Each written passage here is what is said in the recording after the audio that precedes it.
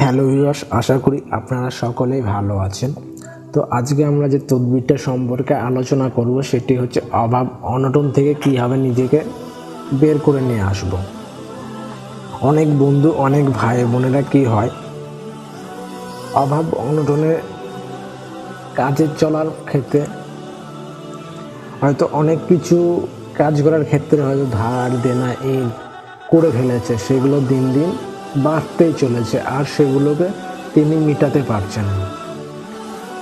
তো সেই ক্ষেত্রে একটি প্রভাবশালী তদবির যেটা আপনারা করার পর কয়েকদিনের মধ্যে আপনারা ইমপ্লিমেন্ট করবেন, আপনারা ধীরে ধীরে সেখান থেকে বেরিয়ে আসবেন। হ্যাঁ, একদিন আর হবে না যে আপনি 5 দিনেই আপনার ঠিক হয়ে যাবে, 7 দিনেই কখনোই মিটবে না। হ্যাঁ, আপনি কাজ করতে থাকুন, এটাকে ব্যবহার করুন, ইনশাল্লাহ আপনি সেখান থেকে বেরিয়ে আসবেন একদিন। এটি সহস্রবার পরীক্ষিত। তো আমরা এর নিয়মের দিকে চলি।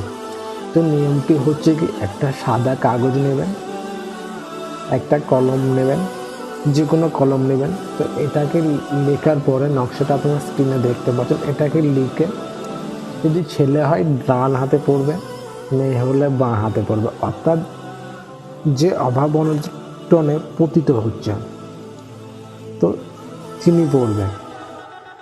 তো এটি করুন, তারপর দেখুন ধীরে ধীরে দেখুন আস্তে আস্তে বেরিয়ে আসবেন।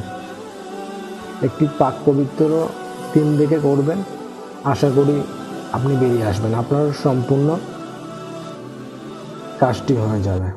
সবাই ভালো থাকবেন, সুরক্ষিত থাকবেন, লাইক কমেন্ট শেয়ার করবেন, আর সাবস্ক্রাইব না করে থাকলে সাবস্ক্রাইব করবেন।